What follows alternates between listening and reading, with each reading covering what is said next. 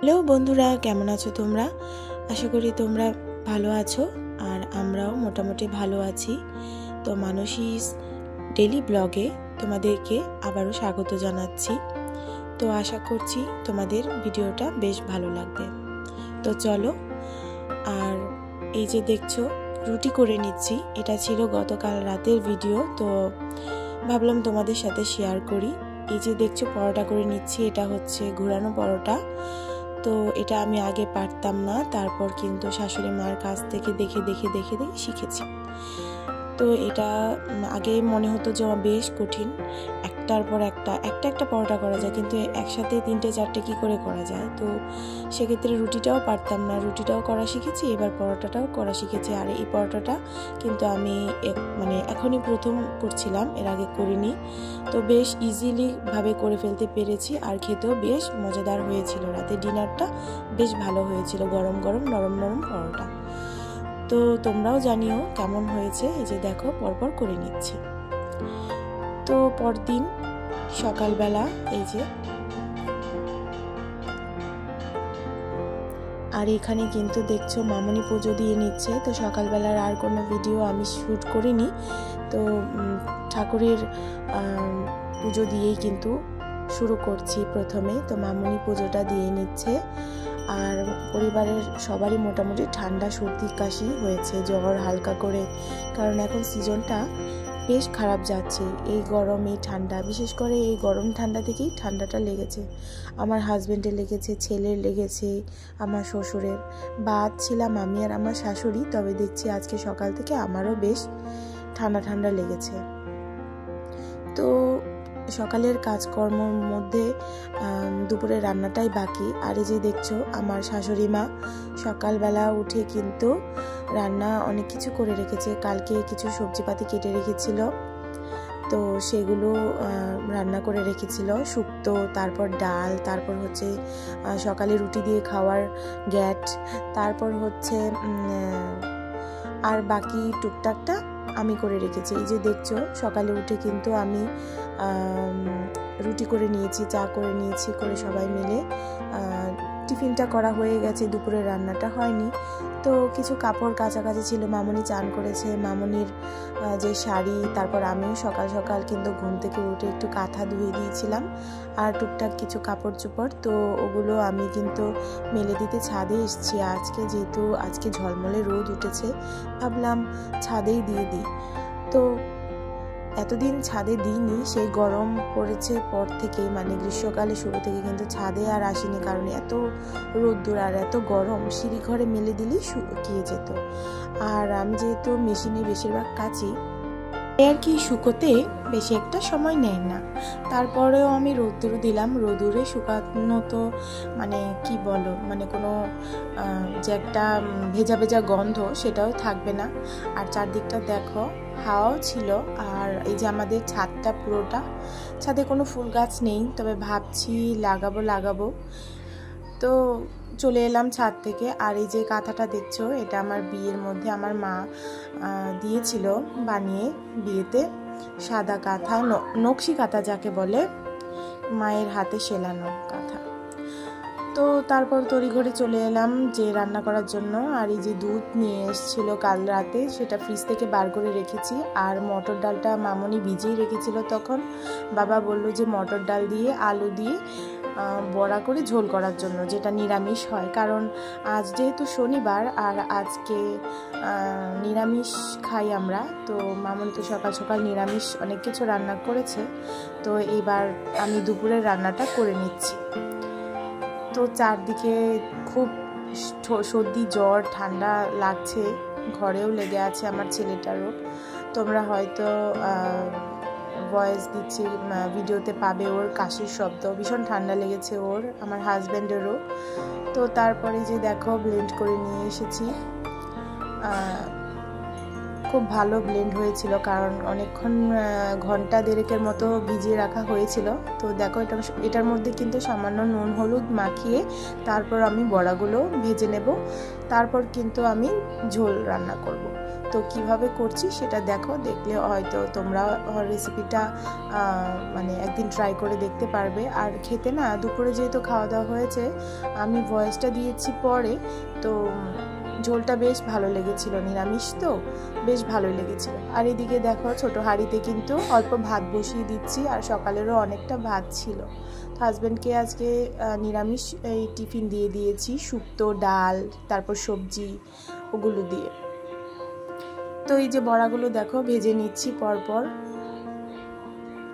ছোট ছোট করে ভেজে নিচ্ছি। আর এ পর্যন্ত যদি আমার কোনো বন্ধু ভিডিও দেখে থাকো তাহলে কিন্তু অবশ্যই বলবো সাবস্ক্রাইব করে আমার পাশে থেকো, আর একটা লাইক কমেন্ট করতে কিন্তু ভুলো না। আমি যেহেতু নতুন, তো তোমাদের সামনে আমি যতটুকুই পারি চেষ্টা করি আমার ভিডিওটা সুন্দর করে উপস্থাপন করার জন্য। কিন্তু তোমরা যদি কমেন্ট করে না জানাও যে কেমন হলো, তাহলে আমি কি করে বুঝবো বলো? তো অবশ্যই তোমরা একটা লাইক কমেন্ট করে আমার পাশে থেকো। আর এই যে দেখছো একদিকে চা বসিয়ে নিয়েছি, আবার ভাতের হাঁড়িটা নামিয়ে বাবা বলছে চা খাবে, তো আমিও খাবো, আমারও ঠান্ডা লেগেছে যেহেতু। তো আমি খাচ্ছি হচ্ছে ওই যে টাটা টি গোল্ড, ওটা আদা দিয়ে করেছি, ওটা দিয়ে খাবো। আর বাবা খাবে হচ্ছে পাতা চা। তো এই আর কি দুজনে দুই রকম চা করে চাটা খেয়ে নিয়েছিলাম। আর এদিকে কড়াইয়ে তেল, তারপরে হচ্ছে শুকনো লঙ্কা, জিরে, তেজপাতা ফোড়ন দিয়ে নিচ্ছি, তারপর মশলাটা দেব। আর তার আগে আলুগুলো হালকা ফ্রাই করে নেব হলুদ দিয়ে। নিরামিষ রান্না, নিরামিষ তরকারি রান্নার এগুলোই হচ্ছে প্রধান উপকরণ। তারপরে যে জিরে আদা বাটা, তারপর হচ্ছে ধনিয়া গুঁড়ো, লঙ্কা গুঁড়ো, হলুদ গুঁড়ো, স্বাদ মতো নুন, অল্প একটু চিনি দিয়ে কিন্তু আমি এই যে দেখো কষিয়ে নিয়েছি একদম লো ফ্লেমে, যেন আলুটা সেদ্ধ হয়ে যায়। তারপর মশলাটা কষিয়ে ঝোল দিয়ে দেব। ঝোল দিয়ে ঝোলটা ফুটে উঠলে নামানোর আগে কিন্তু আমি বড়াগুলো দিয়ে তারপর ঝোলটা নামিয়ে নেব। না হলে বেশি করে ঝোল দিতে হবে, নয়তো বড়াগুলো তো ঝোল টেনে যাবে। তো আসল কথা হচ্ছে কি জানো, শ্বশুর শাশুড়ি যদি সংসারে ছেলেদের বউদের যদি নিজের সন্তানদের মতো ভালো না বাসে, নিজের মেয়ের মতো ভালো না বাসে, তাহলে কোনো মেয়েই কখনো সুখী হতে পারে না। আর আমার সংসারের ক্ষেত্রে বলবো, আমার শ্বশুর শাশুড়ি ভীষণ রকম সাপোর্টিভ, ভীষণ রকম মানে সাহায্য করে, রান্না থেকে শুরু করে বিভিন্ন কাজে, সমস্ত কিছুতে। আর যার জন্যে আমি কিন্তু খুবই ভাগ্যবতী। আর এই যে কলকাতায় এসে, কলকাতা বিয়ে হয়ে আমি কিন্তু অনেক কিছু শিখেছি, যেহেতু আমি বাংলার মেয়ে, তো সেহেতু কিন্তু এখানকার কথা বলার স্টাইল সব কিছুই কিন্তু, রান্না বান্না সব কিছু নিজের এখন আয়ত্তে করে নিয়েছি। আর তার জন্যে আমার শ্বশুর শাশুড়ি মা কিন্তু ভীষণ রকম সহযোগিতা করেছে, এটা না ওটা সব কিছু দেখিয়ে বুঝিয়ে শুনিয়ে একদম বলতে পারো পারফেক্ট বৌমাই করে দিয়েছে।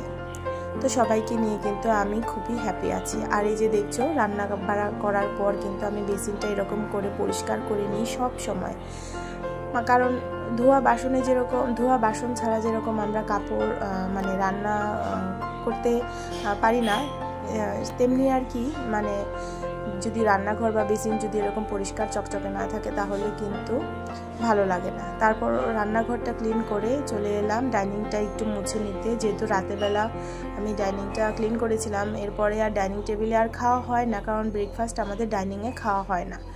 তো তাই আর কি একবারে দুপুরের আগে আমি যখন ঘরদোর পরিষ্কার করি তখন ডাইনিং টেবিলটা কিন্তু মুছে তারপর খাবারগুলো সব কিছু আমি ডাইনিংয়ে নিয়ে আসি। তারপর দুপুরবেলা খাওয়া দাওয়ার পর আবার ডাইনিংটা ক্লিন করে রেখে দিই। তো এরকম করি সবসময় কাজ। আর এই যে চলো দেখো তরকারির কালারটা কত সুন্দর এসেছে, শুক্তো, তারপরে হচ্ছে এই যে মানে কাঁঠাল বিচি দিয়ে ডাল, আর এই যে আমাদের আজকে দুপুরের রান্নাবান্না, এগুলোই সব কাজ সেরে কিন্তু আরও ধোয়াধুয়ি করে সমস্ত কাজ করে নিজে ফ্রেশ হয়ে তারপর ঘরে আসলাম। ঘরে এসে যে দেখো নিজে একটু চুলটা আঁচড়ে নিয়েছি, সেই সকালে চান করেছিলাম। তারপর এখন গা ধুলাম আর কি, নাইটিটা ছেড়ে, যেহেতু ঘেমে গেছিলাম। তারপর এখন ছেলেকে খাওয়াবো। তো এই হচ্ছে দুপুর পর্যন্ত আমার ডিউটিটা। তো প্রচণ্ড গরম, প্রচণ্ড ঘামছিলাম, ভাবলাম একটু বসি।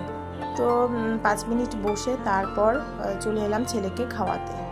তো ছেলেকে খাওয়াতে খাওয়াতেই কিন্তু আজকে ভিডিওটা কমপ্লিট মানে শেষ করে দেব। তো কেমন লাগলো আজকের ব্লগটা, ছোট্ট করে তোমাদের সাথে শেয়ার করলাম আজকের দিনটা। তো কমেন্টে অবশ্যই কিন্তু তোমরা জানাবে, আর যদি ভালো লেগে থাকে তাহলে অবশ্যই সাবস্ক্রাইব করে দিও। আর যদি নতুন বন্ধু হও অবশ্যই পাশে থেকে যেও। আর পুরনো বন্ধুদেরকে বলবো অসংখ্য ধন্যবাদ, আমাকে সাপোর্ট করো, আমার পাশে থেকো। আর এই যে দেখো আমার ছেলে সাজিয়েছে বিছানায় খেলনা দিয়ে আর টিভি দেখছে, আর এদিকে আমি ওকে খাইয়ে দিচ্ছি। তো ও তো খুবই ছোট, আর ও টিভি দেখতে দেখতেই খায়, তাড়াতাড়ি করেই খেয়ে নেয়, লক্ষ্মী ছেলে আমার। আর আজকের ব্লগটা আর বেশি বড় করব না। তো সবাই ভালো থেকো, সুস্থ থেকো, আর সাবধানে থেকো। আর আমার ব্লগটি যদি ভালো লেগে থাকে তাহলে অবশ্যই একটা ছোট্ট কমেন্টের মাধ্যমে তোমাদের মতামত জানিয়ে দিও। তো চলো সবাই ভালো থেকো, টাটা।